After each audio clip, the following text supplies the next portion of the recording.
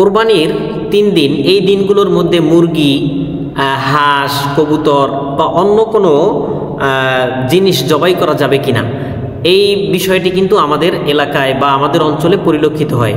যেমন একটা কথা প্রচলিত আছে যে এই দিনগুলোতে কোনো মোরগ, কোনো মুরগি, কোনো কবুতর বা এই জাতীয় কোনো প্রাণী আর জবাই করা যাবে না।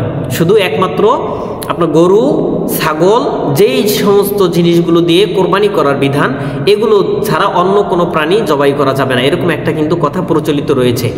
কিন্তু এই বিষয়টি হচ্ছে এরকম যে এই দিনগুলোর মধ্যে, অর্থাৎ কোরবানি চলাকালীন যে ৩ দিন, কোরবানির ৩ দিন, এই ৩ দিনের মধ্যে মুরগি, হাঁস, কবুতর বা পাখি এগুলোকে জবাই করা যাবে না। এই ভিত্তিতে যে কোরবানির নিয়ত করে, যে এগুলোকে কোরবানির নিয়তে আমি কি করলাম, আল্লাহর রাস্তায় জবাই করলাম, কোরবানির নিয়তে করা যাবে না। কিন্তু যদি এখন এটাকে যদি কেউ কোরবানির নিয়তে না, কোরবানির নিয়ত করা ছাড়া এমনিতেই কি করে আল্লাহর নামে জবাই করে, খাওয়ার জন্য আল্লাহর নামে জবাই করে, অবশ্যই এই প্রাণী খাওয়া হালাল হবে এবং এটা খেতে কোনো সমস্যা হবে না এবং এটাকে জবাই করা বৈধ।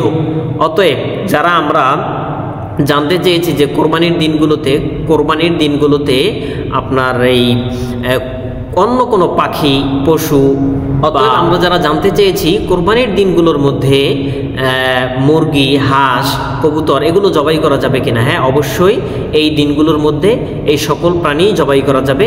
কিন্তু এই নিয়ত করা যাবে না যে এটা আমি কোরবানির জন্য করলাম, কোরবানির নিয়তে এটা কোনো ক্রমেই করা যাবে না।